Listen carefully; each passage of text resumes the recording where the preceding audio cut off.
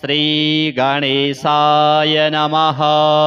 ध्यानम् लम्बोदराय शिवपुत्रगणेश्वराय बुद्धिप्रदाय भवदुःखविनाशकाय त्रैलोक्यपूज्य परमाद्भुतकारणाय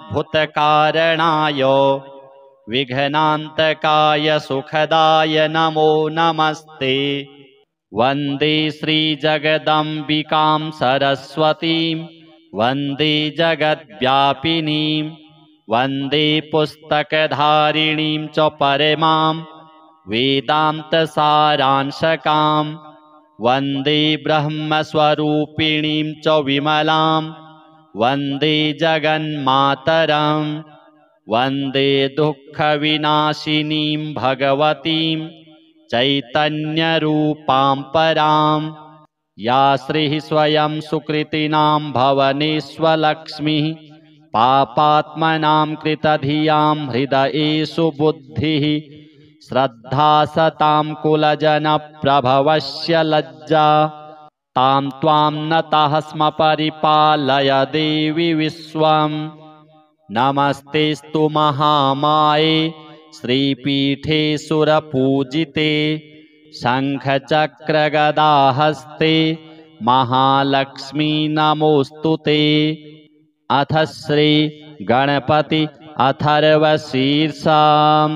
हरिः ओम नमस्ते गणपतये त्वमेव प्रत्यक्षं तत्त्वमसि त्वमेव केवलं कर्तासि त्वमेव केवलं धर्तासि त्वमेव केवलं हर्तासि त्वमेव सर्वं खलविदं ब्रह्मासि त्वं साक्षादात्मासि नित्यं ऋतं वच्मि सत्यं वच्मि अवत्वं माम् अववक्तारम् अवश्रोतारम् अवदातारम् अवधातारम् अवानुचानमवशिष्यम् अवपश्चात्तात् अवपुरस्तात् अवचोत्तरात्तात् अवदक्षिणात्तात् अवचोर्ध्वात्तात् अवाधरात्तात् सर्वतो मां पाहि पाहि समन्तात्।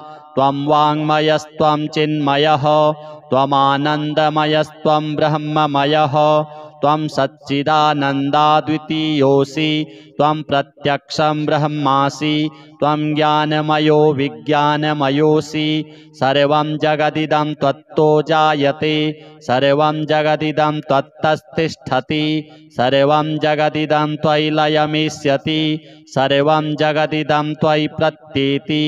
त्वं भूमिरापो नलो नीलो नभः त्वं चत्वारि वाक्पदानि त्वं गुणत्रयातीतः त्वं कालत्रयातीतः त्वं वस्त्रात्रयातीतः त्वं देहत्रयातीतः त्वं मूलाधारस्थितोऽसि नित्यं त्वं शक्तित्रयात्मकः त्वां योगिनो ध्यायन्ति नित्यं त्वं ब्रह्मा त्वं विष्णुस्त्वं रुद्रस्त्वम् इन्द्रस्त्वम् अग्निस्त्वं वायुस्त्वं सूर्यस्त्वं चन्द्रमास्त्वं ब्रह्म भूर्भुवः स्वरो गणादिं पूर्वमुच्चार्य वर्णादिं तदनन्तरम् अनुस्वारः परतरः अर्धेन्दुलसितं तारेण रुद्धम् एतत्तवमनुस्वरूपं गकारः पूर्वरूपम् अकारो मध्यमरूपम् अनुस्वारश्चान्त्यरूपं बिन्दुरुत्तररूपं नादः सन्धानं संहिता सन्धिः सैषा गणेशविद्या गणकऋषिः निसृद्गायत्री छन्दः श्रीमहागणपतिर्देवता। ॐ गं गणपतये नमः। एकदन्ताय विद्महे वक्रतुण्डाय धीमहि तन्नो दन्ती प्रचोदयात्। एकदन्तं चतुर्हस्तं पाशमङ्कुशधारिणम् अभयं वरदं हस्तैर्बिभ्राणं मूषकध्वजं रक्तं लम्बोदरं शूर्प कर्णकं रक्तवाससं रक्तगन्धानुलिप्ताङ्गं रक्तपुष्पैः सुपूजितं भक्तानुकम्पिनं देवं जगत्कारणमच्युतम् आविर्भूतं च सृष्ट्यादौ प्रकृतेः पुरुषात् परं एवं ध्यायति यो नित्यं स योगी योगिनां वरः। नमो व्रातपतये नमो गणपतये नमः प्रमथपतये नमस्ते स्तुलम्बोदरायैकदन्ताय विघ्नविनाशिने शिवसुताय श्रीवरदमूर्तये नमो नमः। एतदथर्वशिरो योधीते स ब्रह्म भूयाय कल्पते स सर्वविघ्नैर्न बाध्यते स सर्वतः सुखमेधते स पञ्चमहापातकोपपातकात् प्रमुच्यते सायमधियानो दिवसकृतं पापं नाशयति प्रातरधियानो रात्रिकृतं पापं नाशयति सायं प्रातः प्रयुञ्जानो पापो भवति धर्मार्थकाममोक्षं च विन्दति।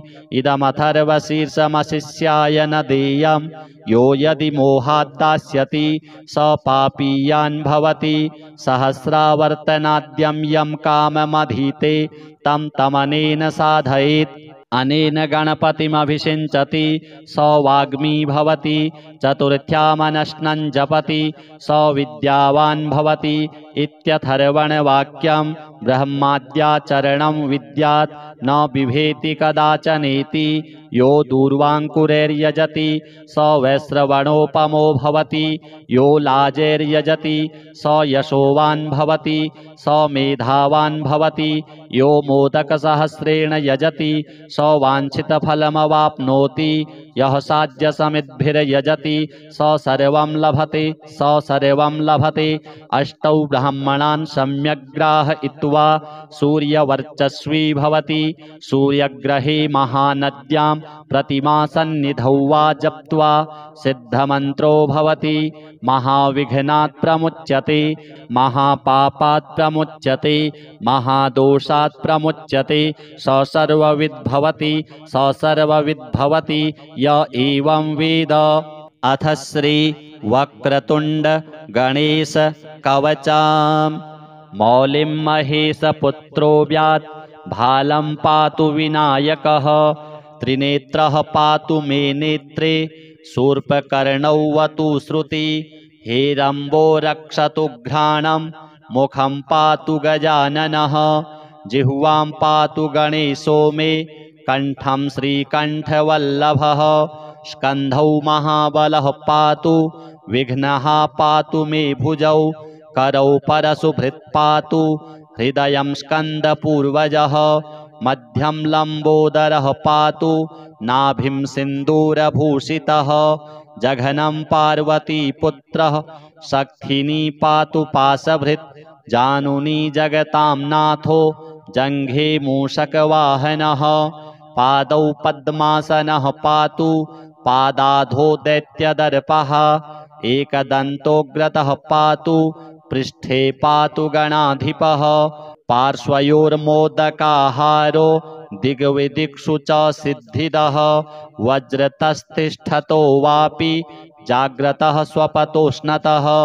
चतुर्थी वल्लभो देवः पातु मे भुक्तिमुक्तिदः। इदं पवित्रं स्तोत्रं च चतुर्थ्यां नियतः पठेत्। सिन्दूररक्तः कुसुमैर्दूर्वया पूज्य विघ्नपम्। राजा राजसुतो राज पत्नी मन्त्री कुलं चलं। तस्यावश्यं भवेद्वश्यं विघ्नराजप्रसादतः। समन्त्रयन्त्रं यः स्तोत्रं करे संलिख्य धारयेत्। धनधान्यसमृद्धिः स्यात् तस्य नास्त्यत्र संशयः। अस्य मन्त्रः ऐं क्लीं ह्रीं वक्रतुण्डाय हुं रसलक्षं सदैकाग्र्यः षडङ्गन्यासपूर्वकं हुत्वा तदन्ते विधिवत् अष्टद्रव्यं पयोघृतं। यं यं काममभिध्यायन् कुरुते कर्म किञ्चन तं तं सर्वमवाप्नोति वक्रतुण्डप्रसादतः। भृगुप्रणीतं यः स्तोत्रं पठते भुवि मानवः भवेदव्याहतैश्वर्यः स गणेशप्रसादतः। श्रीगणेशार्पणमस्तु। हरिः ॐ नमस्ते गणपतये। त्वमेव प्रत्यक्षं तत्त्वमसि त्वमेव केवलं कर्तासि त्वमेव केवलं धर्तासि त्वमेव केवलं हर्तासि त्वमेव सर्वं खलविदं ब्रह्मासि त्वं साक्षादात्मासि नित्यं ऋतं वच्मि सत्यं वच्मि अवत्वं माम् अववक्तारम् अवश्रोतारम् अवदातारम् अवधातारम् अवानुचानमवशिष्यम् अवपश्चात्तात अवपुरस्तात अवचोत्तरात्तात अवदक्षिणात्तात अवचोर्ध्वात्तात अवाधरात्तात सर्वतो मां पाहि पाहि समन्तात् त्वं वाङ्मयस्त्वं चिन्मयः त्वमानन्दमयस्त्वं ब्रह्ममयः त्वं सच्चिदानन्दाद्वितीयोऽसि त्वं प्रत्यक्षं ब्रह्मासि त्वं ज्ञानमयो विज्ञानमयोऽसि सर्वं जगदिदं त्वत्तो जायते सर्वं जगदिदं त्वत्तस्तिष्ठति सर्वं जगदिदं त्वयि लयमिष्यति सर्वं जगदिदं त्वयि प्रत्येति त्वं भूमिरापो नलो नीलो नभः त्वं चत्वारि वाक्पदानि त्वं गुणत्रयातीतः त्वं कालत्रयातीतः त्वं वस्त्रात्रयातीतः त्वं देहत्रयातीतः त्वं मूलाधारस्थितोऽसि नित्यं त्वं शक्तित्रयात्मकः त्वां योगिनो ध्यायन्ति नित्यं त्वं ब्रह्मा त्वं विष्णुस्त्वं रुद्रस्त्वम् इन्द्रस्त्वम् अग्निस्त्वं वायुस्त्वं सूर्यस्त्वं चन्द्रमास्त्वं ब्रह्म भूर्भुवः स्वरो गणादिं पूर्वमुच्चार्य वर्णादिं तदनन्तरम् अनुस्वारः परतरः अर्धेन्दुलसितं तारेण रुद्धम् एतत्तवमनुस्वरूपं गकारः पूर्वरूपम् अकारो मध्यमरूपम् अनुस्वारश्चान्त्यरूपं बिन्दुरुत्तररूपं नादः सन्धानं संहिता सन्धिः सैषा गणेशविद्या गणकऋषिः निसृद्गायत्री छन्दः श्रीमहागणपतिर्देवता ॐ गं गणपतये नमः। एकदन्ताय विद्महे वक्रतुण्डाय धीमहि तन्नो दन्ती प्रचोदयात् एकदन्तं चतुर्हस्तं पाशमङ्कुशधारिणम् अभयं वरदं हस्तैर्बिभ्राणं मूषकध्वजं रक्तं लम्बोदरं शूर्प कर्णकं रक्तवाससं रक्तगन्धानुलिप्ताङ्गं रक्तपुष्पैः सुपूजितं भक्तानुकम्पिनं देवं जगत्कारणमच्युतम् आविर्भूतं च सृष्ट्यादौ प्रकृतेः पुरुषात् परम् एवं ध्यायति यो नित्यं स योगी योगिनां वरः। नमो व्रातपतये नमो गणपतये नमः प्रमथपतये नमस्तेस्तु लम्बोदरायैकदन्ताय विघ्नविनाशिने शिवसुताय श्रीवरदमूर्तये नमो नमः। एतदथर्वशिरो योधीते स ब्रह्म भूयाय कल्पते स सर्वविघ्नैर्न बाध्यते स सर्वतः सुखमेधते स पञ्चमहापातकोपपातकात् प्रमुच्यते सायमधियानो दिवस्कृतं पापं नाशयति प्रातरधियानो रात्रिकृतं पापं नाशयति सायं प्रातः प्रयुञ्जानो पापो भवति धर्मार्थकाममोक्षं च विन्दति। इदमथर्वशीर्षमशिष्याय न देयं यो यदि मोहात् दास्यति स पापीयान् भवति सहस्रावर्तनाद्यं यं काममधीते तं तमनेन साधयेत् अनेन गणपतिमभिषिञ्चति स वाग्मी भवति चतुर्थ्यामनश्नं जपति स विद्यावान् भवति इत्यथर्वणवाक्यं ब्रह्माद्याचरणं विद्यात् न बिभेति कदाचनेति यो दूर्वाङ्कुरैर्यजति स वैश्रवणोपमो भवति यो लाजैर्यजति स यशोवान् भवति स मेधावान् भवति यो मोदकसहस्रेण यजति स वाञ्छितफलमवाप्नोति यः साध्यसमिद्भिर्यजति स सर्वं लभते अष्टौ ब्राह्मणान् सम्यग्राहयित्वा सूर्यवर्चस्वी भवति सूर्यग्रहे महानद्यां प्रतिमासन्निधौ वा जप्त्वा सिद्धमन्त्रो भवति महाविघ्नात् प्रमुच्यते महापापात् प्रमुच्यते महादोषात् प्रमुच्यते स सर्वविद्भवति य एवं वेद।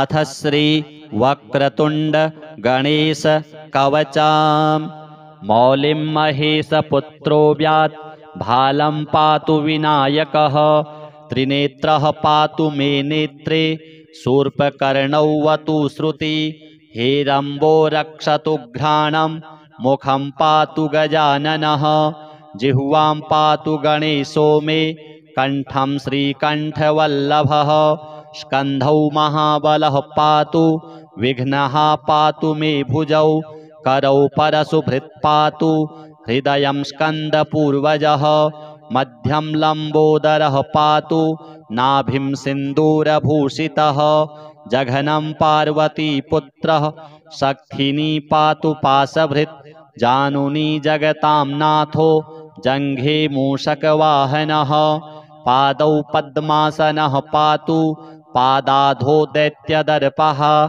एकदन्तोग्रतः पातु पृष्ठे पातु गणाधिपः पार्श्वयोर्मोदकाहारो दिग्विदिक्षु च सिद्धिदः वज्रतस्तिष्ठतो वापि जाग्रतः स्वपतोष्णतः चतुर्थी वल्लभो देवः पातु मे भुक्तिमुक्तिदः इदं पवित्रं स्तोत्रं च चतुर्थ्यां नियतः पठेत् सिन्दूररक्तः कुसुमैर्दूर्वया पूज्य विघ्नपं राजा राजसुतो राज पत्नी मन्त्री कुलं चलं तस्यावश्यं भवेद्वश्यं विघ्नराज प्रसादतः समन्त्रयन्त्रं यः स्तोत्रं करे संलिख्य धारयेत् धनधान्य समृद्धिः स्यात् तस्य नास्त्यत्र संशयः। अस्य मन्त्रः ऐं क्लीं ह्रीं वक्रतुण्डाय हुं रसलक्षं सदैकाग्र्यः षडङ्गन्यासपूर्वकं हुत्वा तदन्ते विधिवत् अष्टद्रव्यं पयोघृतं यं यं काममभिध्यायन् कुरुते कर्म किञ्चन तं तं सर्वमवाप्नोति वक्रतुण्डप्रसादतः भृगुप्रणीतं यः स्तोत्रं पठते भुवि मानवः भवेदव्याहतैश्वर्यः स गणेशप्रसादतः।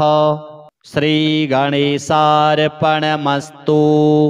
हरिः ॐ नमस्ते गणपतये त्वमेव प्रत्यक्षं तत्त्वमसि त्वमेव केवलं कर्तासि त्वमेव केवलं धर्तासि त्वमेव केवलं हर्तासि त्वमेव सर्वं खलविदं ब्रह्मासि त्वं साक्षादात्मासि नित्यं ऋतं वच्मि सत्यं वच्मि अवत्वं माम् अववक्तारम् अवश्रोतारम् अवदातारम् अवधातारम् अवानुचानमवशिष्यम् अवपश्चात्तात अवपुरस्तात अवचोत्तरात्तात अवदक्षिणात्तात अवचोर्ध्वात्तात अवाधरात्तात सर्वतो मां पाहि पाहि समन्तात् त्वं वाङ्मयस्त्वं चिन्मयः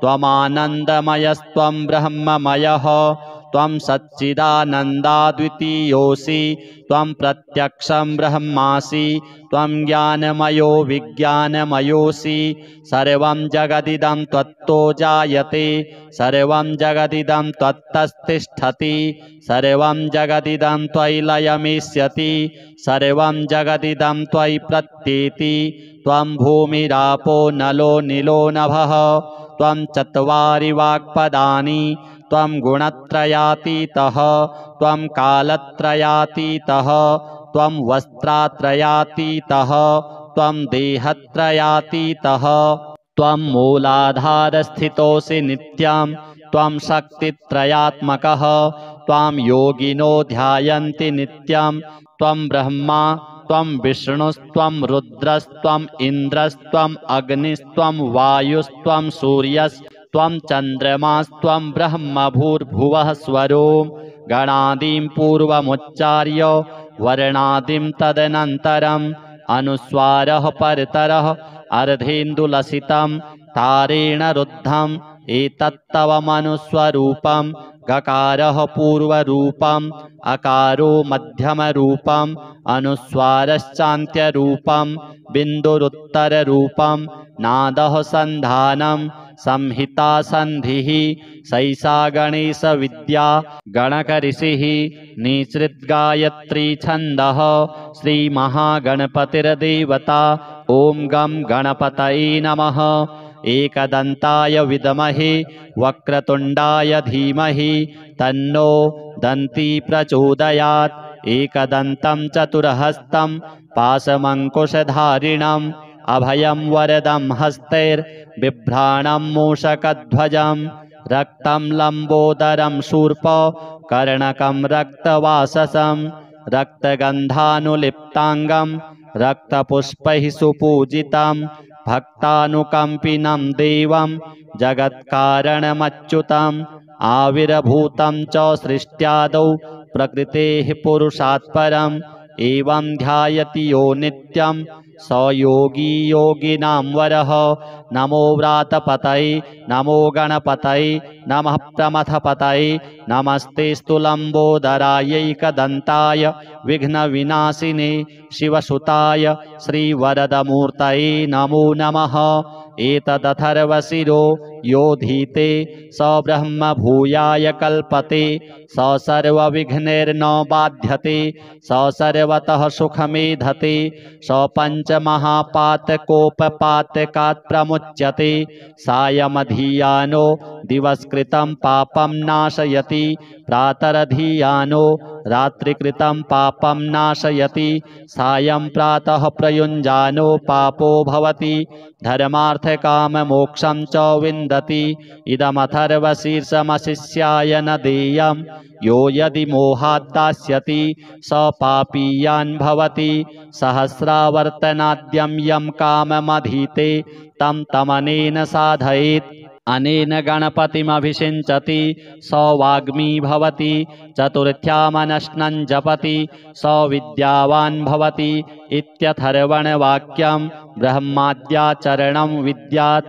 न बिभेति कदाचनेति यो दूर्वाङ्कुरैर्यजति स वैश्रवणोपमो भवति यो लाजैर्यजति स यशोवान् भवति स मेधावान् भवति यो मोदकसहस्रेण यजति स वाञ्छितफलमवाप्नोति यः साध्यसमिद्भिर्यजति स सर्वं लभते अष्टौ ब्राह्मणान् सम्यग्राहयित्वा सूर्यवर्चस्वी भवति सूर्यग्रहे महानद्यां प्रतिमासन्निधौ वा जप्त्वा सिद्धमन्त्रो भवति महाविघ्नात् प्रमुच्यते महापापात् प्रमुच्यते महादोषात् प्रमुच्यते स सर्वविद्भवति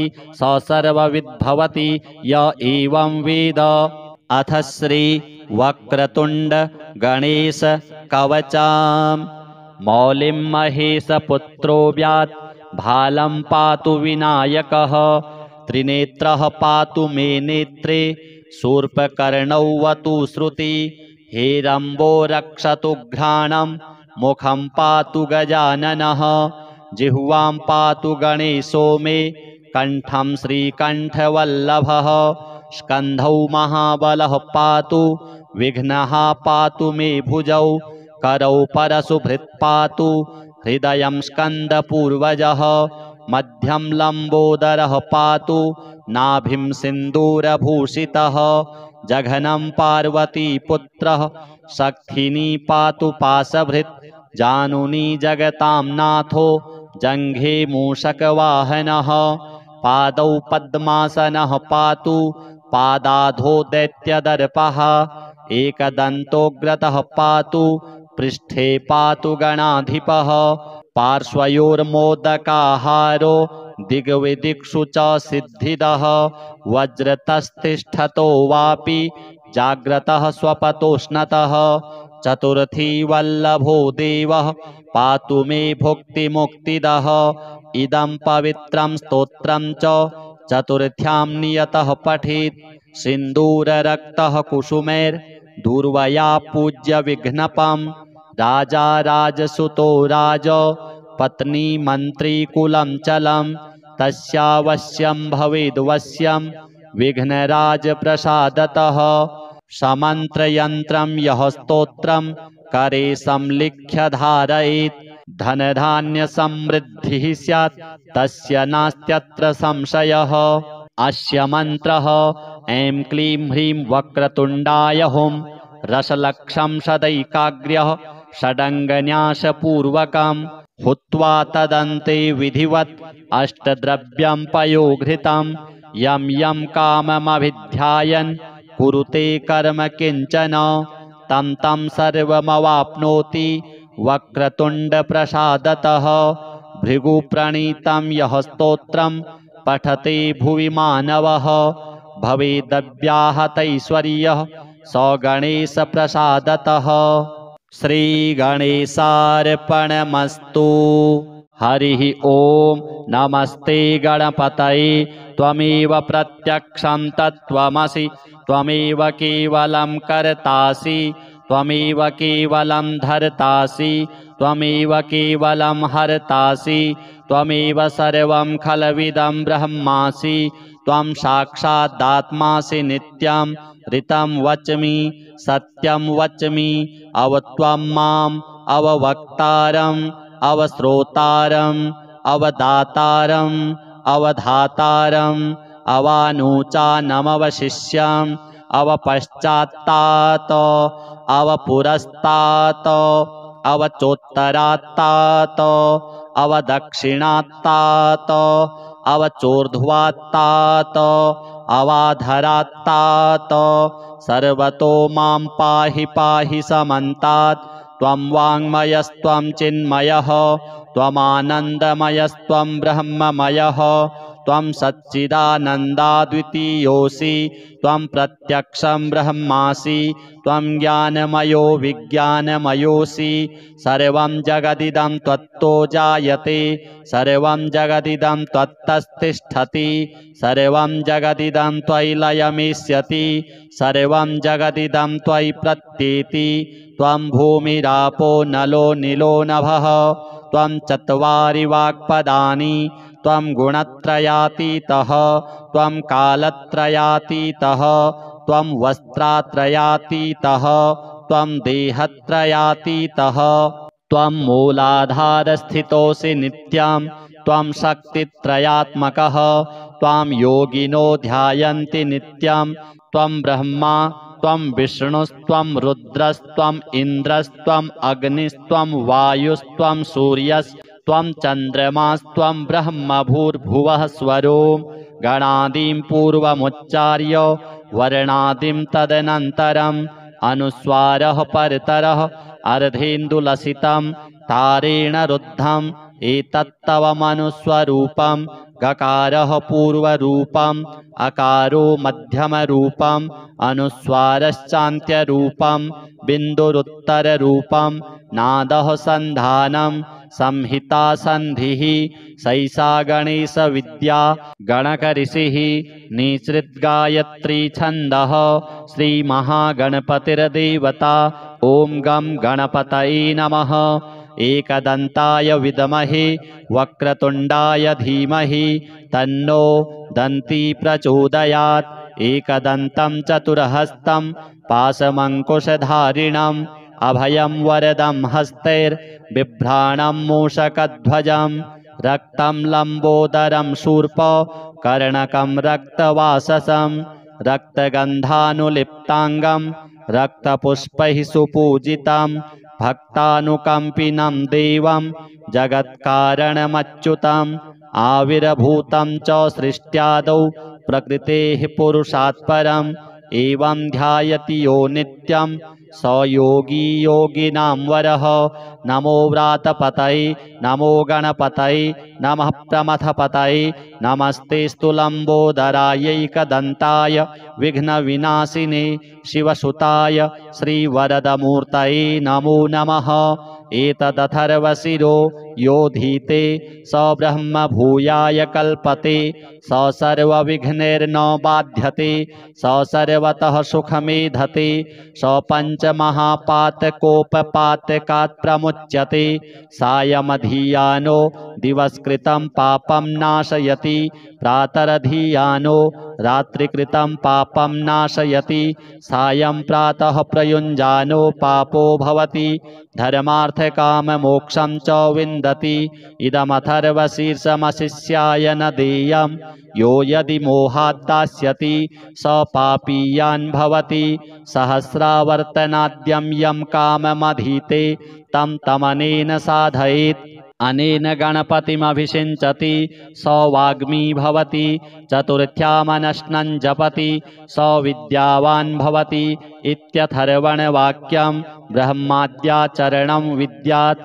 न बिभेति कदाचनेति यो दूर्वाङ्कुरैर्यजति स वैश्रवणोपमो भवति यो लाजैर्यजति स यशोवान् भवति स मेधावान् भवति यो मोदकसहस्रेण यजति स वाञ्छितफलमवाप्नोति यः साध्यसमिद्भिर्यजति स सर्वं लभते अष्टौ ब्राह्मणान् सम्यग्राहयित्वा सूर्यवर्चस्वी भवति सूर्यग्रहे महानद्यां प्रतिमासन्निधौ वा जप्त्वा सिद्धमन्त्रो भवति महाविघ्नात् प्रमुच्यते महापापात् प्रमुच्यते महादोषात् प्रमुच्यते स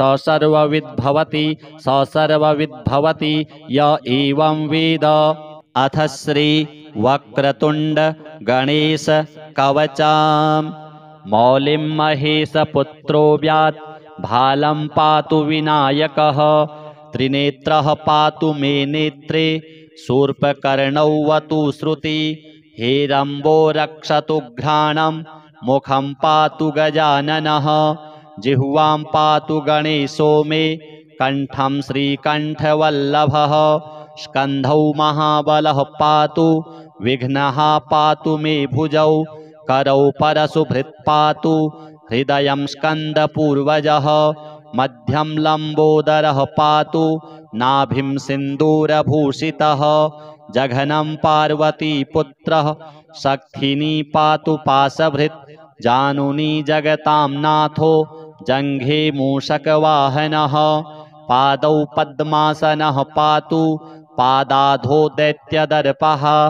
एकदन्तोग्रतः पातु पृष्ठे पातु गणाधिपः पार्श्वयोर्मोदकाहारो दिग्विदिक्षु च सिद्धिदः वज्रतस्तिष्ठतो वापि जाग्रतः स्वपतोष्णतः चतुर्थी वल्लभो देवः पातु मे भुक्तिमुक्तिदः इदं पवित्रं स्तोत्रं च चतुर्थ्यां नियतः पठेत् सिन्दूररक्तः कुसुमैर्दूर्वया पूज्य विघ्नपम् राजा राजसुतो राज पत्नी मन्त्री कुलं चलं तस्यावश्यं भवेद्वश्यं विघ्नराज प्रसादतः समन्त्रयन्त्रं यः स्तोत्रं करे संलिख्य धारयेत् धनधान्यसमृद्धिः स्यात् तस्य नास्त्यत्र संशयः। अस्य मन्त्रः ऐं क्लीं ह्रीं वक्रतुण्डाय हुं रसलक्षं सदैकाग्र्यः षडङ्गन्यासपूर्वकं हुत्वा तदन्ते विधिवत् अष्टद्रव्यं पयोघृतं यं यं काममभिध्यायन् कुरुते कर्म किञ्चन तं तं सर्वमवाप्नोति वक्रतुण्डप्रसादतः।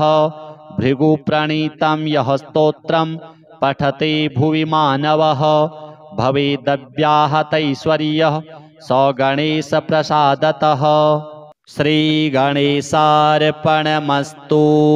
हरिः ॐ नमस्ते गणपतये त्वमेव प्रत्यक्षं तत्त्वमसि त्वमेव केवलं कर्तासि त्वमेव केवलं धर्तासि त्वमेव केवलं हर्तासि त्वमेव सर्वं खलविदं ब्रह्मासि त्वं साक्षादात्मासि नित्यं ऋतं वच्मि सत्यं वच्मि अवत्वं माम् अववक्तारम् अवश्रोतारम् अवदातारम् अवधातारम् अवानुचानमवशिष्यम् अवपश्चात्तात् अवपुरस्तात् अवचोत्तरात्तात् अवदक्षिणात्तात् अवचोर्ध्वात्तात् अवाधरात्तात् सर्वतो मां पाहि पाहि समन्तात् त्वं वाङ्मयस्त्वं चिन्मयः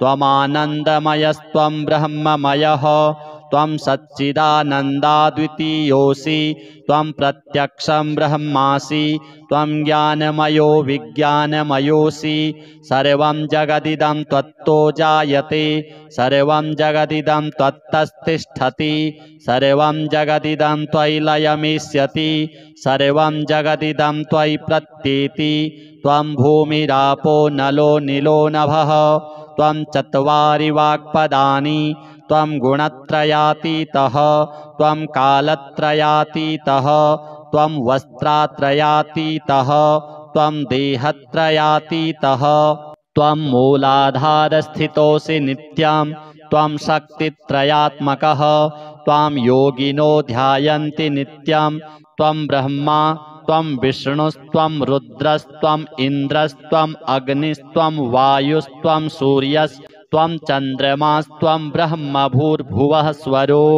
गणादिं पूर्वमुच्चार्य वर्णादिं तदनन्तरम् अनुस्वारः परतरः अर्धेन्दुलसितं तारेण रुद्धम् एतत्तवमनुस्वरूपं गकारः पूर्वरूपम् अकारो मध्यमरूपम् अनुस्वारश्चान्त्यरूपं बिन्दुरुत्तररूपं नादः सन्धानं संहिता सन्धिः सैषा गणेशविद्या गणकऋषिः निसृद्गायत्री छन्दः श्रीमहागणपतिर्देवता ॐ गं गणपतये नमः एकदन्ताय विद्महे वक्रतुण्डाय धीमहि तन्नो दन्ती प्रचोदयात् एकदन्तं चतुर्हस्तं पाशमङ्कुशधारिणम् अभयं वरदं हस्तैर्बिभ्राणं मूषकध्वजं रक्तं लम्बोदरं शूर्प कर्णकं रक्तवाससं रक्तगन्धानुलिप्ताङ्गं रक्तपुष्पैः सुपूजितं भक्तानुकम्पिनं देवं जगत्कारणमच्युतम् आविर्भूतं च सृष्ट्यादौ प्रकृतेः पुरुषात् परम् एवं ध्यायति यो नित्यं स योगी योगिनां वरः नमो व्रातपतये नमो गणपतये नमः प्रमथपतये नमस्तेस्तु लम्बोदरायैकदन्ताय विघ्नविनाशिने शिवसुताय श्रीवरदमूर्तये नमो नमः एतदथर्वशिरो योधीते स ब्रह्म भूयाय कल्पते स सर्वविघ्नैर्न बाध्यते स सर्वतः सुखमेधते स पञ्चमहापातकोपपातकात् प्रमुच्यते सायमधियानो दिवस्कृतं पापं नाशयति प्रातरधियानो रात्रिकृतं पापं नाशयति सायं प्रातः प्रयुञ्जानो पापो भवति धर्मार्थकाममोक्षं च विन्दति इदमथर्वशीर्षमशिष्याय न देयं यो यदि मोहात् दास्यति स पापीयान् भवति सहस्रावर्तनाद्यं यं काममधीते तं तमनेन साधयेत् अनेन गणपतिमभिषिञ्चति स वाग्मी भवति चतुर्थ्यामनश्नं जपति स विद्यावान् भवति इत्यथर्वणवाक्यं ब्रह्माद्याचरणं विद्यात् न बिभेति कदाचनेति यो दूर्वाङ्कुरैर्यजति स वैश्रवणोपमो भवति यो लाजैर्यजति स यशोवान् भवति स मेधावान् भवति यो मोदकसहस्रेण यजति स वाञ्छितफलमवाप्नोति यः साध्यसमिद्भिर्यजति स सर्वं लभते अष्टौ ब्राह्मणान् सम्यग्राहयित्वा सूर्यवर्चस्वी भवति सूर्यग्रहे महानद्यां प्रतिमासन्निधौ वा जप्त्वा सिद्धमन्त्रो भवति महाविघ्नात् प्रमुच्यते महापापात् प्रमुच्यते महादोषात् प्रमुच्यते स सर्वविद्भवति य एवं वेद। अथ श्री वक्रतुण्ड गणेश कवचाम् मौलिं महेशपुत्रो व्यात् भालं पातु विनायकः त्रिनेत्रः पातु मे नेत्रे शूर्पकर्णौ वतु श्रुति हेरम्बो रक्षतु घ्राणं मुखं पातु गजाननः जिह्वां पातु गणेशो मे कण्ठं श्रीकण्ठवल्लभः स्कन्धौ महाबलः पातु विघ्नः पातु मे भुजौ करौ परशुभृत् पातु हृदयं स्कन्दपूर्वजः मध्यं लम्बोदरः पातु नाभिं सिन्दूरभूषितः जघनं पार्वतीपुत्रः शक्तिनी पातु पाशभृत् जानुनी जगतां नाथो जङ्घे मूषकवाहनः पादौ पद्मासनः पातु पादाधो दैत्यदर्पः एकदन्तोग्रतः पातु पृष्ठे पातु गणाधिपः पार्श्वयोर्मोदकाहारो दिग्विदिक्षु च सिद्धिदः वज्रतस्तिष्ठतो वापि जाग्रतः स्वपतोष्णतः चतुर्थी वल्लभो देवः पातु मे भुक्तिमुक्तिदः इदं पवित्रं स्तोत्रं च चतुर्थ्यां नियतः पठेत् सिन्दूररक्तः कुसुमैर्दूर्वया पूज्य विघ्नपं राजा राजसुतो राज पत्नी मन्त्री कुलं चलं तस्यावश्यं भवेद्वश्यं विघ्नराज प्रसादतः समन्त्रयन्त्रं यः स्तोत्रं करे संलिख्य धारयेत् धनधान्य समृद्धिः स्यात् तस्य नास्त्यत्र संशयः। अस्य मन्त्रः ऐं क्लीं ह्रीं वक्रतुण्डाय हुं रसलक्षं सदैकाग्र्यः षडङ्गन्यासपूर्वकं हुत्वा तदन्ते विधिवत् अष्टद्रव्यं पयोघृतं यं यं काममभिध्यायन् कुरुते कर्म किञ्चन तं तं सर्वमवाप्नोति वक्रतुण्डप्रसादतः। भृगुप्रणीतं यः स्तोत्रं पठते भुवि मानवः भवेदव्याहतैश्वर्यः स गणेशप्रसादतः। श्रीगणेशार्पणमस्तु। हरिः ॐ नमस्ते गणपतये त्वमेव प्रत्यक्षं तत्त्वमसि त्वमेव केवलं कर्तासि त्वमेव केवलं धर्तासि त्वमेव केवलं हर्तासि त्वमेव सर्वं खलविदं ब्रह्मासि त्वं साक्षादात्मासि नित्यं ऋतं वच्मि सत्यं वच्मि अवत्वं माम् अववक्तारम् अवश्रोतारम् अवदातारम् अवधातारम् अवानुचानमवशिष्यम् अवपश्चात्तात् अवपुरस्तात् अवचोत्तरात्तात् अवदक्षिणात्तात् अवचोर्ध्वात्तात् अवाधरात्तात् सर्वतो मां पाहि पाहि समन्तात् त्वं वाङ्मयस्त्वं चिन्मयः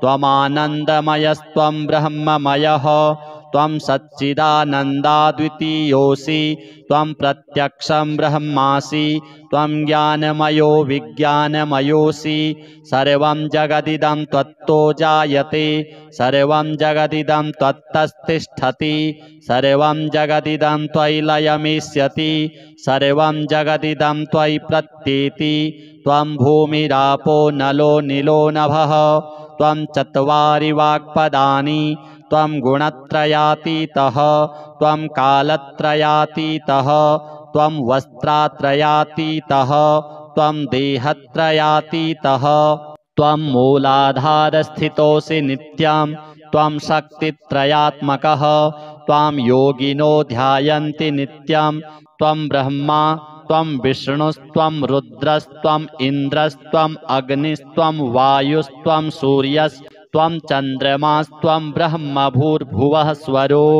गणादिं पूर्वमुच्चार्य वर्णादिं तदनन्तरम् अनुस्वारः परतरः अर्धेन्दुलसितं तारेण रुद्धम् एतत्तवमनुस्वरूपं गकारः पूर्वरूपम् अकारो मध्यमरूपम् अनुस्वारश्चान्त्यरूपम् बिन्दुरुत्तररूपम् नादः सन्धानं संहिता सन्धिः सैषा गणेशविद्या गणकऋषिः निसृद्गायत्री छन्दः श्रीमहागणपतिर्देवता ॐ गं गणपतये नमः। एकदन्ताय विद्महे वक्रतुण्डाय धीमहि तन्नो दन्ती प्रचोदयात्। एकदन्तं चतुर्हस्तं पाशमङ्कुशधारिणम् अभयं वरदं हस्तैर्बिभ्राणं मूषकध्वजं रक्तं लम्बोदरं शूर्प कर्णकं रक्तवाससं रक्तगन्धानुलिप्ताङ्गं रक्तपुष्पैः सुपूजितं भक्तानुकम्पिनं देवं जगत्कारणमच्युतम् आविर्भूतं च सृष्ट्यादौ प्रकृतेः पुरुषात् परम् एवं ध्यायति यो नित्यं स योगी योगिनां वरः। नमो व्रातपतये नमो गणपतये नमः प्रमथपतये नमस्तेस्तु लम्बोदरायैकदन्ताय विघ्नविनाशिने शिवसुताय श्रीवरदमूर्तये नमो नमः। एतदथर्वशिरो योधीते स ब्रह्म भूयाय कल्पते स सर्वविघ्नैर्न बाध्यते स सर्वतः सुखमेधते स पञ्चमहापातकोपपातकात् प्रमुच्यते सायमधियानो दिवसकृतं पापं नाशयति प्रातरधियानो रात्रिकृतं पापं नाशयति सायं प्रातः प्रयुञ्जानो पापो भवति धर्मार्थकाममोक्षं च विन्दति। इदमथर्वशीर्षमशिष्याय न देयं यो यदि मोहात् दास्यति स पापीयान् भवति सहस्रावर्तनाद्यं यं काममधीते तं तमनेन साधयेत् अनेन गणपतिमभिषिञ्चति स वाग्मी भवति चतुर्थ्यामनश्नं जपति स विद्यावान् भवति इत्यथर्वणवाक्यं ब्रह्माद्याचरणं विद्यात् न बिभेति कदाचनेति यो दूर्वाङ्कुरैर्यजति स वैश्रवणोपमो भवति यो लाजैर्यजति स यशोवान् भवति स मेधावान् भवति यो मोदकसहस्रेण यजति स वाञ्छितफलमवाप्नोति यः साध्यसमिद्भिर्यजति स सर्वं लभते अष्टौ ब्राह्मणान् सम्यग्राहयित्वा सूर्यवर्चस्वी भवति सूर्यग्रहे महानद्यां प्रतिमासन्निधौ वा जप्त्वा सिद्धमन्त्रो भवति महाविघ्नात् प्रमुच्यते महापापात् प्रमुच्यते महादोषात् प्रमुच्यते स सर्वविद्भवति य एवं वेद।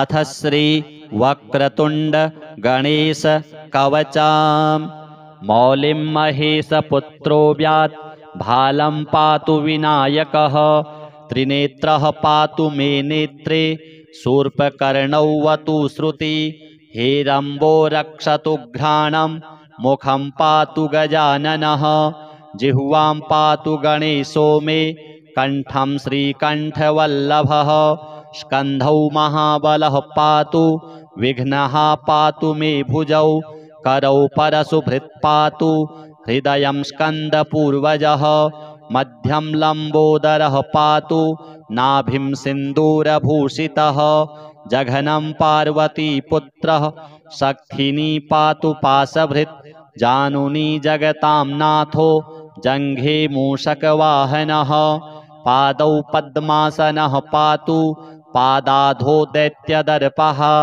एकदन्तोग्रतः पातु पृष्ठे पातु गणाधिपः पार्श्वयोर्मोदकाहारो दिग्विदिक्षु च सिद्धिदः वज्रतस्तिष्ठतो वापि जाग्रतः स्वपतोष्णतः चतुर्थी वल्लभो देवः पातु मे भुक्तिमुक्तिदः इदं पवित्रं स्तोत्रं च चतुर्थ्यां नियतः पठेत् सिन्दूररक्तः कुसुमैर्दूर्वया पूज्य विघ्नपम् राजा राजसुतो राज पत्नी मन्त्री कुलं चलं तस्यावश्यं भवेद्वश्यं विघ्नराजप्रसादतः समन्त्रयन्त्रं यः स्तोत्रं करे संलिख्य धारयेत् धनधान्यसमृद्धिः स्यात् तस्य नास्त्यत्र संशयः अस्य मन्त्रः ऐं क्लीं ह्रीं वक्रतुण्डाय हुं रसलक्षं सदैकाग्र्यः षडङ्गन्यासपूर्वकं हुत्वा तदन्ते विधिवत् अष्टद्रव्यं पयोघृतं यं यं काममभिध्यायन् कुरुते कर्म किञ्चन तं तं सर्वमवाप्नोति वक्रतुण्डप्रसादतः भृगुप्रणीतं यः स्तोत्रं पठते भुवि मानवः भवेदव्याहतैश्वर्यः स गणेशप्रसादतः श्रीगणेशार्पणमस्तु। हरिः ॐ नमस्ते गणपतये त्वमेव प्रत्यक्षं तत्त्वमसि त्वमेव केवलं कर्तासि त्वमेव केवलं धर्तासि त्वमेव केवलं हर्तासि त्वमेव सर्वं खलविदं ब्रह्मासि त्वं साक्षादात्मासि नित्यं ऋतं वच्मि सत्यं वच्मि अवत्वं माम् अववक्तारम् अवश्रोतारम् अवदातारम् अवधातारम् अवानुचानमवशिष्यम् अवपश्चात्तात् अवपुरस्तात् अवचोत्तरात्तात् अवदक्षिणात्तात् अवचोर्ध्वात्तात् अवाधरात्तात् सर्वतो मां पाहि पाहि समन्तात् त्वं वाङ्मयस्त्वं चिन्मयः त्वमानन्दमयस्त्वं ब्रह्ममयः त्वं सच्चिदानन्दाद्वितीयोऽसि त्वं प्रत्यक्षं ब्रह्मासि त्वं ज्ञानमयो विज्ञानमयोऽसि सर्वं जगदिदं त्वत्तो जायते सर्वं जगदिदं त्वत्तस्तिष्ठति सर्वं जगदिदं त्वयि लयमिष्यति सर्वं जगदिदं त्वयि प्रत्येति त्वं भूमिरापो नलो नीलो नभः त्वं चत्वारि वाक्पदानि त्वं गुणत्रयातीतः त्वं कालत्रयातीतः त्वं वस्त्रात्रयातीतः त्वं देहत्रयातीतः त्वं मूलाधारस्थितोऽसि नित्यं त्वं शक्तित्रयात्मकः त्वां योगिनो ध्यायन्ति नित्यं त्वं ब्रह्मा त्वं विष्णुस्त्वं रुद्रस्त्वम् इन्द्रस्त्वम् अग्निस्त्वं वायुस्त्वं सूर्यस्त्वं चन्द्रमास्त्वं ब्रह्म भूर्भुवः स्वरो गणादिं पूर्वमुच्चार्य वर्णादिं तदनन्तरम् अनुस्वारः परतरः अर्धेन्दुलसितं तारेण रुद्धम् एतत्तव मनुस्वरूपं गकारः पूर्वरूपम् अकारो मध्यमरूपम् अनुस्वारश्चान्त्यरूपं बिन्दुरुत्तररूपं नादः सन्धानं संहिता सन्धिः सैषा गणेशविद्या गणकऋषिः निःसृद्गायत्री छन्दः श्रीमहागणपतिर्देवता ॐ गं गणपतये नमः। एकदन्ताय विद्महे वक्रतुण्डाय धीमहि तन्नो दन्ती प्रचोदयात् एकदन्तं चतुर्हस्तं पाशमङ्कुशधारिणम् अभयं वरदं हस्तैर्बिभ्राणं मूषकध्वजं रक्तं लम्बोदरं शूर्प कर्णकं रक्तवाससं रक्तगन्धानुलिप्ताङ्गं रक्तपुष्पैः सुपूजितं भक्तानुकम्पिनं देवं जगत्कारणमच्युतं आविर्भूतं च सृष्ट्यादौ प्रकृतेः पुरुषात् परम् एवं ध्यायति यो नित्यं स योगी योगिनां वरः। नमो व्रातपतये नमो गणपतये नमः प्रमथपतये नमस्तेस्तु लम्बोदरायैकदन्ताय विघ्नविनाशिने शिवसुताय श्रीवरदमूर्तये नमो नमः। एतदथर्वशिरो योधीते स ब्रह्म भूयाय कल्पते स सर्वविघ्नैर्न बाध्यते स सर्वतः सुखमेधते स पञ्चमहापातकोपपातकात् प्रमुच्यते सायमधियानो दिवसकृतं पापं नाशयति प्रातरधियानो रात्रिकृतं पापं नाशयति सायं प्रातः प्रयुञ्जानो पापो भवति धर्मार्थकाममोक्षं च विन्दति। इदमथर्वशीर्षमशिष्याय न देयं यो यदि मोहात् दास्यति स पापीयान् भवति।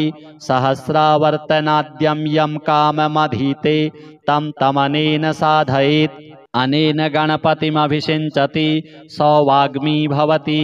चतुर्थ्यामनश्नं जपति स विद्यावान् भवति इत्यथर्वणवाक्यं। ब्रह्माद्याचरणं विद्यात् न बिभेति कदाचनेति यो दूर्वाङ्कुरैर्यजति स वैश्रवणोपमो भवति यो लाजैर्यजति स यशोवान् भवति स मेधावान् भवति यो मोदकसहस्रेण यजति स वाञ्छितफलमवाप्नोति यः साध्यसमिद्भिर्यजति स सर्वं लभते। अष्टौ ब्राह्मणान् सम्यग्राहयित्वा सूर्यवर्चस्वी भवति।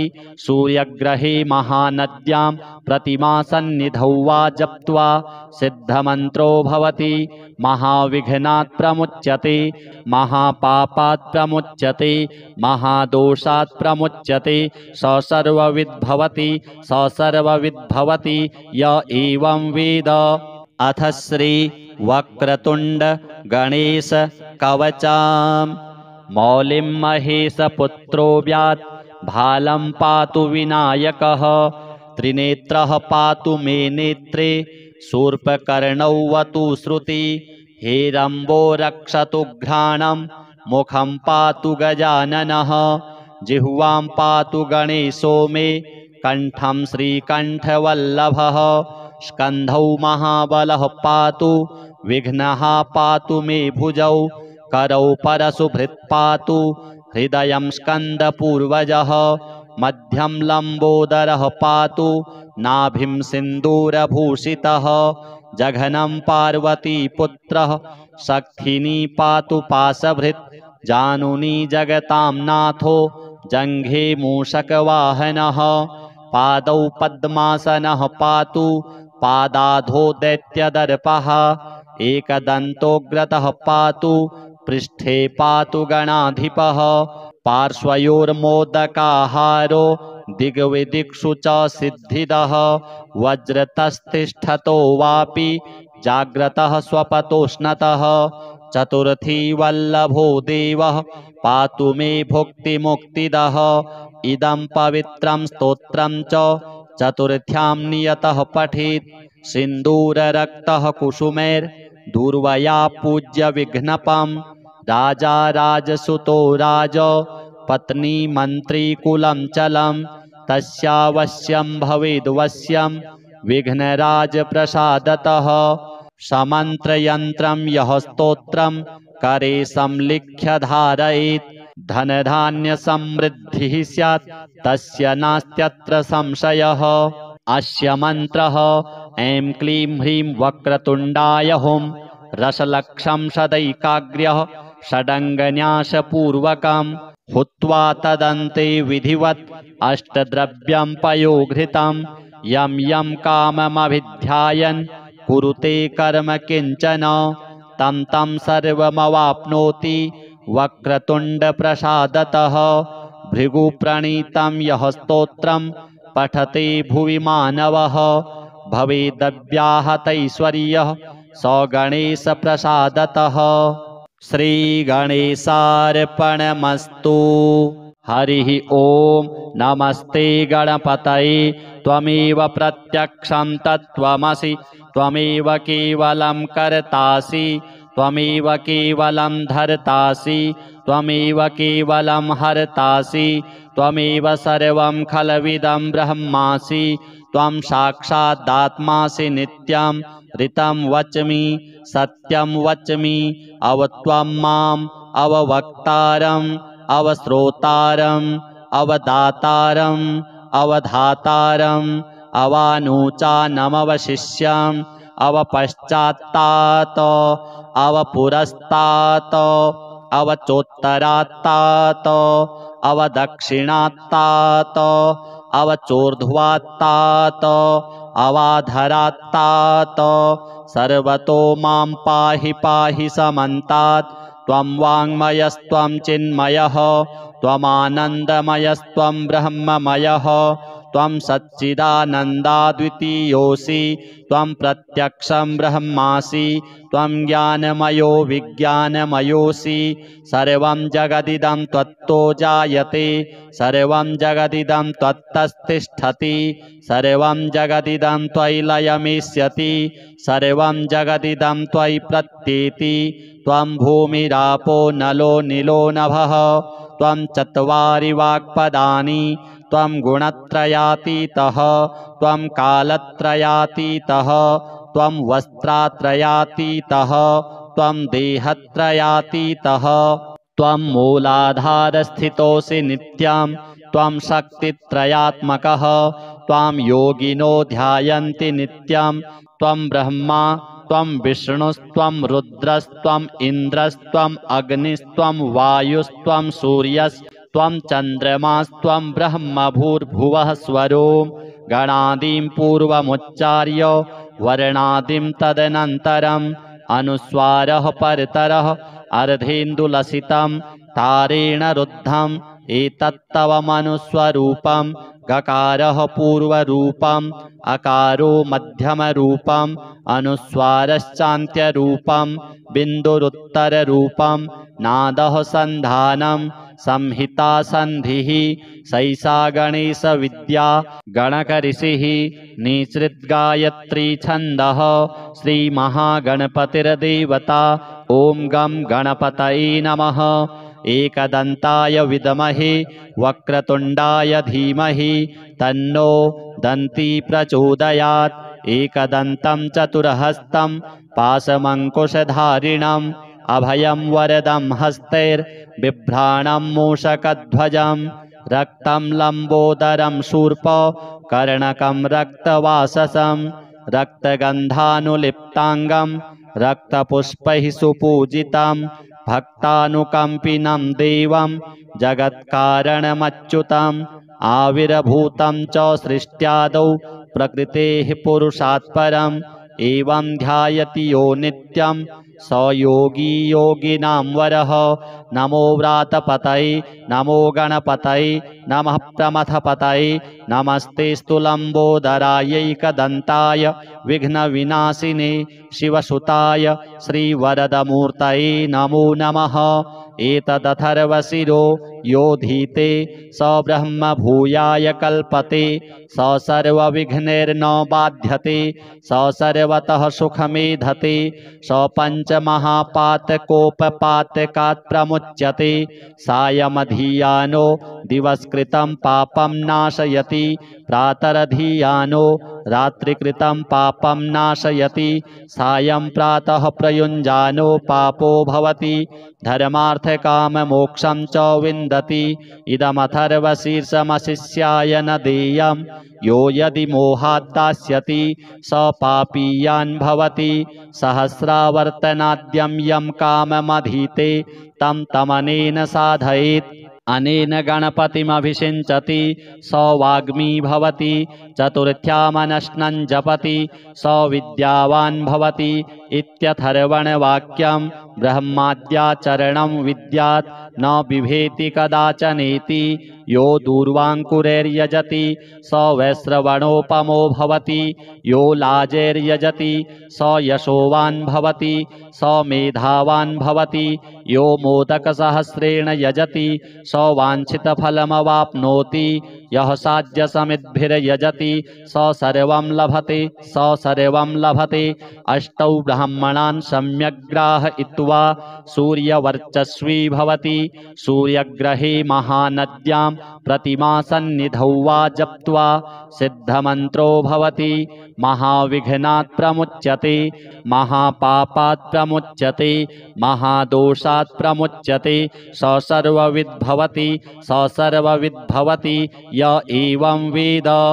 अथ श्री वक्रतुण्ड गणेश कवचम् मौलिं महेशपुत्रो व्यात् भालं पातु विनायकः त्रिनेत्रः पातु मे नेत्रे शूर्पकर्णौ वतु श्रुति हेरम्बो रक्षतु घ्राणं मुखं पातु गजाननः जिह्वां पातु गणेशो मे कण्ठं श्रीकण्ठवल्लभः स्कन्धौ महाबलः पातु विघ्नः पातु मे भुजौ करौ परशुभृत् पातु हृदयं स्कन्दपूर्वजः मध्यं लम्बोदरः पातु नाभिं सिन्दूरभूषितः जघनं पार्वतीपुत्रः शक्तिनी पातु पाशभृत् जानुनी जगतां नाथो जङ्घे मूषकवाहनः पादौ पद्मासनः पातु पादाधो दैत्यदर्पः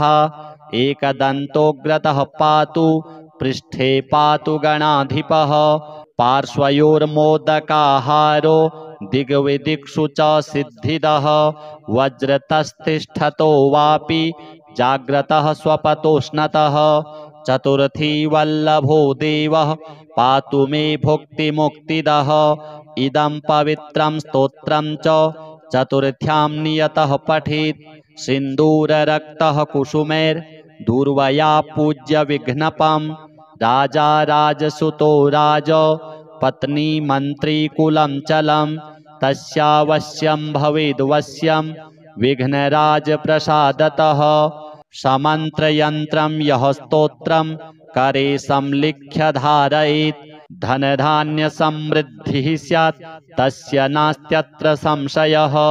अस्य मन्त्रः ऐं क्लीं ह्रीं वक्रतुण्डाय हुं रसलक्षं सदैकाग्र्यः षडङ्गन्यासपूर्वकं हुत्वा तदन्ते विधिवत् अष्टद्रव्यं पयोघृतं यं यं काममभिध्यायन् कुरुते कर्म किञ्चन तं तं सर्वमवाप्नोति वक्रतुण्डप्रसादतः भृगुप्रणीतं यः स्तोत्रं पठते भुवि मानवः भवेदव्याहतैश्वर्यः स गणेशप्रसादतः। श्रीगणेशार्पणमस्तु। हरिः ॐ नमस्ते गणपतये त्वमेव प्रत्यक्षं तत्त्वमसि त्वमेव केवलं कर्तासि त्वमेव केवलं धर्तासि त्वमेव केवलं हर्तासि त्वमेव सर्वं खलविदं ब्रह्मासि त्वं साक्षादात्मासि नित्यं ऋतं वच्मि सत्यं वच्मि अवत्वं माम् अववक्तारम् अवश्रोतारम् अवदातारम् अवधातारम् अवानुचानमवशिष्यम् अवपश्चात्तात् अवपुरस्तात् अवचोत्तरात्तात् अवदक्षिणात्तात् अवचोर्ध्वात्तात् अवाधरात्तात् सर्वतो मां पाहि पाहि समन्तात् त्वं वाङ्मयस्त्वं चिन्मयः त्वमानन्दमयस्त्वं ब्रह्ममयः त्वं सच्चिदानन्दाद्वितीयोऽसि त्वं प्रत्यक्षं ब्रह्मासि त्वं ज्ञानमयो विज्ञानमयोऽसि सर्वं जगदिदं त्वत्तो जायते सर्वं जगदिदं त्वत्तस्तिष्ठति सर्वं जगदिदं त्वयि लयमिष्यति सर्वं जगदिदं त्वयि प्रत्येति त्वं भूमिरापो नलो नीलो नभः त्वं चत्वारि वाक्पदानि त्वं गुणत्रयातीतः त्वं कालत्रयातीतः त्वं वस्त्रात्रयातीतः त्वं देहत्रयातीतः त्वं मूलाधारस्थितोऽसि नित्यं त्वं शक्तित्रयात्मकः त्वां योगिनो ध्यायन्ति नित्यं त्वं ब्रह्मा त्वं विष्णुस्त्वं रुद्रस्त्वम् इन्द्रस्त्वम् अग्निस्त्वं वायुस्त्वं सूर्यस्त्वं चन्द्रमास्त्वं ब्रह्म भूर्भुवः स्वरों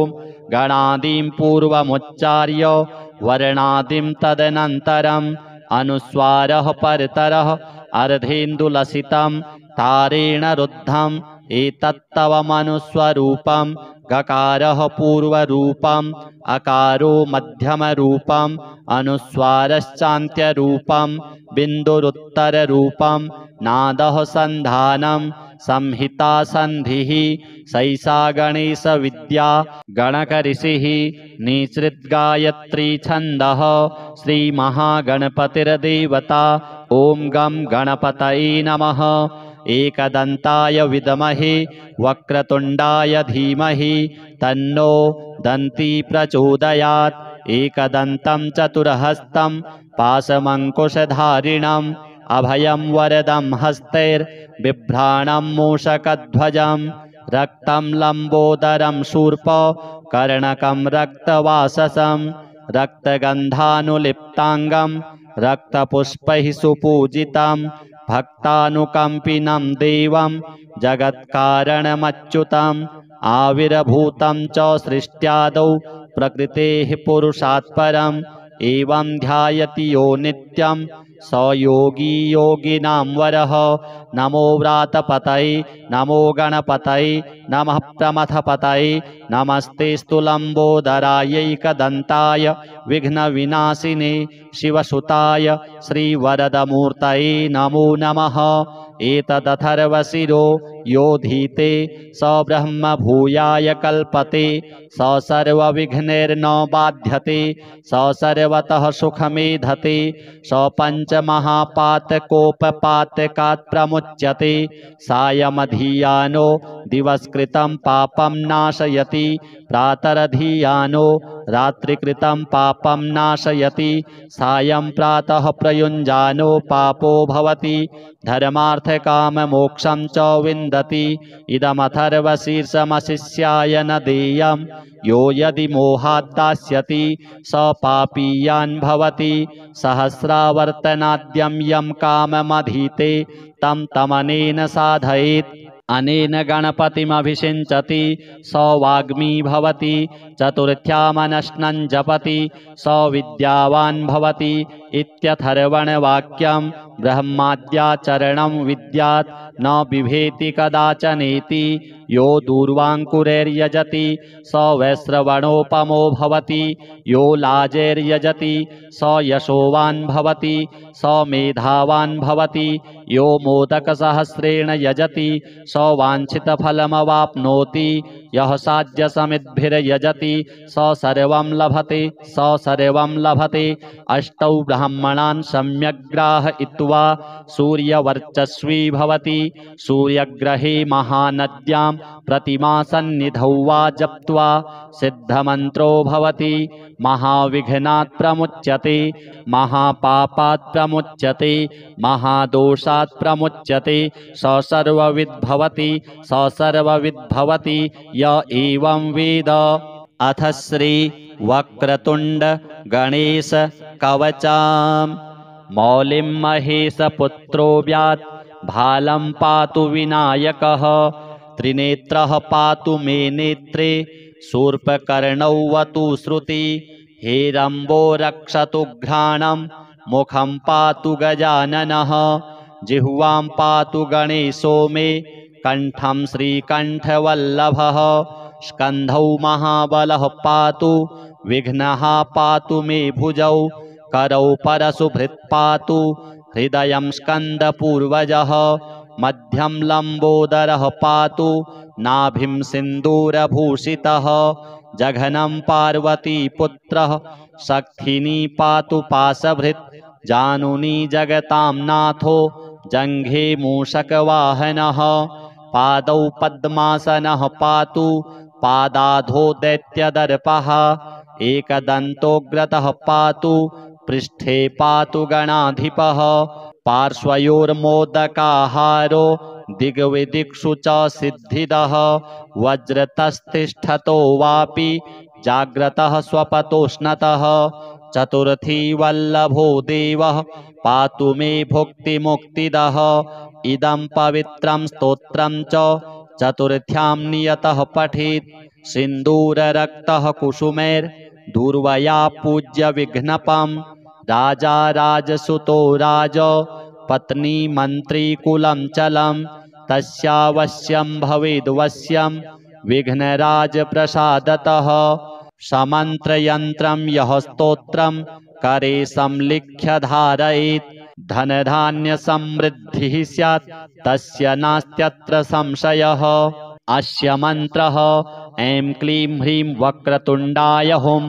रसलक्षं सदैकाग्र्यः षडङ्गन्यासपूर्वकं हुत्वा तदन्ते विधिवत् अष्टद्रव्यं पयोघृतं यं यं काममभिध्यायन् कुरुते कर्म किञ्चन तं तं सर्वमवाप्नोति वक्रतुण्डप्रसादतः भृगुप्रणीतं यः स्तोत्रं पठते भुवि मानवः भवेदव्याहतैश्वर्यः स गणेशप्रसादतः श्रीगणेशार्पणमस्तु। हरिः ॐ नमस्ते गणपतये त्वमेव प्रत्यक्षं तत्त्वमसि त्वमेव केवलं कर्तासि त्वमेव केवलं धर्तासि त्वमेव केवलं हर्तासि त्वमेव सर्वं खलविदं ब्रह्मासि त्वं साक्षादात्मासि नित्यं ऋतं वच्मि सत्यं वच्मि अवत्वं माम् अववक्तारम् अवश्रोतारम् अवदातारम् अवधातारम् अवानुचानमवशिष्यम् अवपश्चात्तात् अवपुरस्तात् अवचोत्तरात्तात् अवदक्षिणात्तात् अवचोर्ध्वात्तात् अवाधरात्तात् सर्वतो मां पाहि पाहि समन्तात् त्वं वाङ्मयस्त्वं चिन्मयः त्वमानन्दमयस्त्वं ब्रह्ममयः त्वं सच्चिदानन्दाद्वितीयोऽसि त्वं प्रत्यक्षं ब्रह्मासि त्वं ज्ञानमयो विज्ञानमयोऽसि सर्वं जगदिदं त्वत्तो जायते सर्वं जगदिदं त्वत्तस्तिष्ठति सर्वं जगदिदं त्वयि लयमिष्यति सर्वं जगदिदं त्वयि प्रत्येति त्वं भूमिरापो नलो नीलो नभः त्वं चत्वारि वाक्पदानि त्वं गुणत्रयातीतः त्वं कालत्रयातीतः त्वं वस्त्रात्रयातीतः त्वं देहत्रयातीतः त्वं मूलाधारस्थितोऽसि नित्यं त्वं शक्तित्रयात्मकः त्वां योगिनो ध्यायन्ति नित्यं त्वं ब्रह्मा त्वं विष्णुस्त्वं रुद्रस्त्वम् इन्द्रस्त्वम् अग्निस्त्वं वायुस्त्वं सूर्यस्त्वं चन्द्रमास्त्वं ब्रह्म भूर्भुवः स्वरो गणादिं पूर्वमुच्चार्य वर्णादिं तदनन्तरम् अनुस्वारः परतरः अर्धेन्दुलसितं तारेण रुद्धम् एतत्तव मनुस्वरूपं गकारः पूर्वरूपम् अकारो मध्यमरूपम् अनुस्वारश्चान्त्यरूपं बिन्दुरुत्तररूपं नादः सन्धानं संहिता सन्धिः सैषा गणेशविद्या गणकऋषिः निसृद्गायत्री छन्दः श्रीमहागणपतिर्देवता ॐ गं गणपतये नमः। एकदन्ताय विद्महे वक्रतुण्डाय धीमहि तन्नो दन्ती प्रचोदयात् एकदन्तं चतुर्हस्तं पाशमङ्कुशधारिणम् अभयं वरदं हस्तैर्बिभ्राणं मूषकध्वजं रक्तं लम्बोदरं शूर्प कर्णकं रक्तवाससं रक्तगन्धानुलिप्ताङ्गं रक्तपुष्पैः सुपूजितं भक्तानुकम्पिनं देवं जगत्कारणमच्युतं आविर्भूतं च सृष्ट्यादौ प्रकृतेः पुरुषात् परम् एवं ध्यायति यो नित्यं स योगी योगिनां वरः। नमो व्रातपतये नमो गणपतये नमः प्रमथपतये नमस्तेऽस्तु लम्बोदरायैकदन्ताय विघ्नविनाशिने शिवसुताय श्रीवरदमूर्तये नमो नमः। एतदथर्वशिरो योधीते स ब्रह्म भूयाय कल्पते स सर्वविघ्नैर्न बाध्यते स सर्वतः सुखमेधते स पञ्चमहापातकोपपातकात् प्रमुच्यते सायमधियानो दिवसकृतं पापं नाशयति प्रातरधियानो रात्रिकृतं पापं नाशयति सायं प्रातः प्रयुञ्जानो पापो भवति धर्मार्थकाममोक्षं च विन्दति। इदमथर्वशीर्षमशिष्याय न देयं यो यदि मोहात् दास्यति स पापीयान् भवति। सहस्रावर्तनाद्यं यं काममधीते तं तमनेन साधयेत् अनेन गणपतिमभिषिञ्चति स वाग्मी भवति। चतुर्थ्यामनश्नं जपति स विद्यावान् भवति इत्यथर्वणवाक्यं। ब्रह्माद्याचरणं विद्यात् न बिभेति कदाचनेति यो दूर्वाङ्कुरैर्यजति स वैश्रवणोपमो भवति यो लाजैर्यजति स यशोवान् भवति स मेधावान् भवति यो मोदकसहस्रेण यजति स वाञ्छितफलमवाप्नोति यः साध्यसमिद्भिर्यजति स सर्वं लभते। अष्टौ ब्राह्मणान् सम्यग्ग्राहयित्वा सूर्यवर्चस्वी भवति। सूर्यग्रहे महानद्यां प्रतिमासन्निधौ वा जप्त्वा सिद्धमन्त्रो भवति। महाविघ्नात् प्रमुच्यते महापापात् प्रमुच्यते महादोषात् प्रमुच्यते स सर्वविद्भवति य एवं वेद। अथ श्री वक्रतुण्ड गणेश कवचाम्। मौलिं महेशपुत्रो व्यात् भालं पातु विनायकः। त्रिनेत्रः पातु मे नेत्रे शूर्पकर्णौ वतु श्रुति। हेरम्बो रक्षतु घ्राणं मुखं पातु गजाननः। जिह्वां पातु गणेशो मे कण्ठं श्रीकण्ठवल्लभः। स्कन्धौ महाबलः पातु विघ्नः पातु मे भुजौ। करौ परशुभृत् पातु हृदयं स्कन्दपूर्वजः। मध्यं लम्बोदरः पातु नाभिं सिन्दूरभूषितः। जघनं पार्वतीपुत्रः शक्तिनी पातु पाशभृत्। जानुनी जगतां नाथो जङ्घे मूषकवाहनः। पादौ पद्मासनः पातु पादाधो दैत्यदर्पः। एकदन्तोग्रतः पातु पृष्ठे पातु गणाधिपः। पार्श्वयोर्मोदकाहारो दिग्विदिक्षु च सिद्धिदः। वज्रतस्तिष्ठतो वापि जाग्रतः स्वपतोष्णतः। चतुर्थी वल्लभो देवः पातु मे भुक्तिमुक्तिदः। इदं पवित्रं स्तोत्रं च चतुर्थ्यां नियतः पठेत्।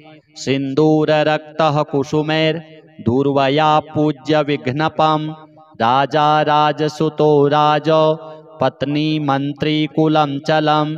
तस्यावश्यं भवेद्वश्यं विघ्नराजप्रसादतः। समन्त्रयन्त्रं यः स्तोत्रं करे संलिख्य धारयेत्। धनधान्यसमृद्धिः स्यात् तस्य नास्त्यत्र संशयः। अस्य मन्त्रः ऐं क्लीं ह्रीं वक्रतुण्डाय हुं रसलक्षं सदैकाग्र्यः षडङ्गन्यासपूर्वकं हुत्वा तदन्ते विधिवत् अष्टद्रव्यं पयोघृतं। यं यं काममभिध्यायन् कुरुते कर्म किञ्चन तं तं सर्वमवाप्नोति वक्रतुण्डप्रसादतः। भृगुप्रणीतं यः स्तोत्रं पठते भुवि मानवः भवेदव्याहतैश्वर्यः स गणेशप्रसादतः। श्रीगणेशार्पणमस्तु। हरिः ॐ नमस्ते गणपतये त्वमेव प्रत्यक्षं तत्त्वमसि त्वमेव केवलं कर्तासि त्वमेव केवलं धर्तासि त्वमेव केवलं हर्तासि त्वमेव सर्वं खलविदं ब्रह्मासि त्वं साक्षादात्मासि नित्यं ऋतं वच्मि सत्यं वच्मि अवत्वं माम् अववक्तारम् अवश्रोतारम् अवदातारम् अवधातारम् अवानुचानमवशिष्यम् अवपश्चात्तात् अवपुरस्तात् अवचोत्तरात्तात् अवदक्षिणात्तात् अवचोर्ध्वात्तात् अवाधरात्तात् सर्वतो मां पाहि पाहि समन्तात् त्वं वाङ्मयस्त्वं चिन्मयः त्वमानन्दमयस्त्वं ब्रह्ममयः त्वं सच्चिदानन्दाद्वितीयोऽसि त्वं प्रत्यक्षं ब्रह्मासि त्वं ज्ञानमयो विज्ञानमयोऽसि सर्वं जगदिदं त्वत्तो जायते सर्वं जगदिदं त्वत्तस्तिष्ठति सर्वं जगदिदं त्वयि लयमिष्यति सर्वं जगदिदं त्वयि प्रत्येति त्वं भूमिरापो नलो नीलो नभः त्वं चत्वारि वाक्पदानि त्वं गुणत्रयातीतः त्वं कालत्रयातीतः त्वं वस्त्रात्रयातीतः त्वं देहत्रयातीतः त्वं मूलाधारस्थितोऽसि नित्यं त्वं शक्तित्रयात्मकः त्वां योगिनो ध्यायन्ति नित्यं त्वं ब्रह्मा त्वं विष्णुस्त्वं रुद्रस्त्वम् इन्द्रस्त्वम् अग्निस्त्वं वायुस्त्वं सूर्यस्त्वं चन्द्रमास्त्वं ब्रह्म भूर्भुवः स्वरों गणादिं पूर्वमुच्चार्य वर्णादिं तदनन्तरम् अनुस्वारः परतरः अर्धेन्दुलसितं तारेण रुद्धम् एतत्तव मनुस्वरूपं गकारः पूर्वरूपम् अकारो मध्यमरूपम् अनुस्वारश्चान्त्यरूपं बिन्दुरुत्तररूपं नादः सन्धानं संहिता सन्धिः सैषा गणेशविद्या गणकऋषिः निसृद्गायत्री छन्दः श्रीमहागणपतिर्देवता ॐ गं गणपतये नमः एकदन्ताय विद्महे वक्रतुण्डाय धीमहि तन्नो दन्ती प्रचोदयात् एकदन्तं चतुर्हस्तं पाशमङ्कुशधारिणम् अभयं वरदं हस्तैर्बिभ्राणं मूषकध्वजं रक्तं लम्बोदरं शूर्प कर्णकं रक्तवाससं रक्तगन्धानुलिप्ताङ्गं रक्तपुष्पैः सुपूजितं भक्तानुकम्पिनं देवं जगत्कारणमच्युतम् आविर्भूतं च सृष्ट्यादौ प्रकृतेः पुरुषात् परम् एवं ध्यायति यो नित्यं स योगी योगिनां वरः नमो व्रातपतये नमो गणपतये नमः प्रमथपतये नमस्तेऽस्तु लम्बोदरायैकदन्ताय विघ्नविनाशिने शिवसुताय श्रीवरदमूर्तये नमो नमः एतदथर्वशिरो योधीते स ब्रह्म भूयाय कल्पते स सर्वविघ्नैर्न बाध्यते स सर्वतः सुखमेधते स पञ्चमहापातकोपपातकात् प्रमुच्यते सायमधियानो दिवस्कृतं पापं नाशयति प्रातरधियानो रात्रिकृतं पापं नाशयति सायं प्रातः प्रयुञ्जानो पापो भवति धर्मार्थकाममोक्षं च विन्दति इदमथर्वशीर्षमशिष्याय न देयं यो यदि मोहात् दास्यति स पापीयान् भवति सहस्रावर्तनाद्यं यं काममधीते तं तमनेन साधयेत् अनेन गणपतिमभिषिञ्चति स वाग्मी भवति चतुर्थ्यामनश्नं जपति स विद्यावान् भवति इत्यथर्वणवाक्यं ब्रह्माद्याचरणं विद्यात् न बिभेति कदाचनेति यो दूर्वाङ्कुरैर्यजति स वैश्रवणोपमो भवति यो लाजैर्यजति स यशोवान् भवति स मेधावान् भवति यो मोदकसहस्रेण यजति स वाञ्छितफलमवाप्नोति यः साध्यसमिद्भिर्यजति स सर्वं लभते अष्टौ ब्राह्मणान् सम्यग्राहयित्वा सूर्यवर्चस्वी भवति सूर्यग्रहे महानद्यां प्रतिमासन्निधौ वा जप्त्वा सिद्धमन्त्रो भवति महाविघ्नात् प्रमुच्यते महापापात् प्रमुच्यते महादोषात् प्रमुच्यते स सर्वविद् भवति य एवं वेद।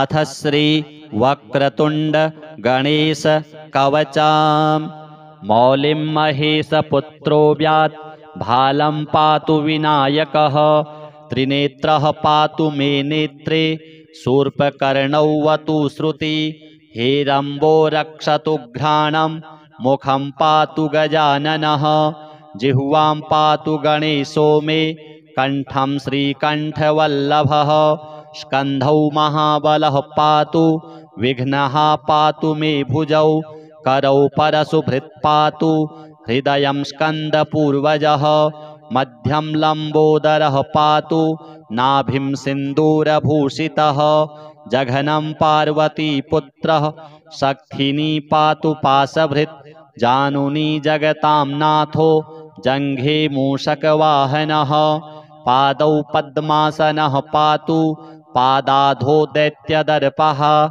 एकदन्तोग्रतः पातु पृष्ठे पातु गणाधिपः पार्श्वयोर्मोदकाहारो दिग्विदिक्षु च सिद्धिदः वज्रतस्तिष्ठतो वापि जाग्रतः स्वपतोष्णतः चतुर्थी वल्लभो देवः पातु मे भुक्तिमुक्तिदः इदं पवित्रं स्तोत्रं च चतुर्थ्यां नियतः पठेत् सिन्दूररक्तः कुसुमैर्दूर्वया पूज्य विघ्नपम् राजा राजसुतो राज पत्नी मन्त्री कुलं चलं तस्यावश्यं भवेद्वश्यं विघ्नराज प्रसादतः समन्त्रयन्त्रं यः स्तोत्रं करे संलिख्य धारयेत् धनधान्यसमृद्धिः स्यात् तस्य नास्त्यत्र संशयः।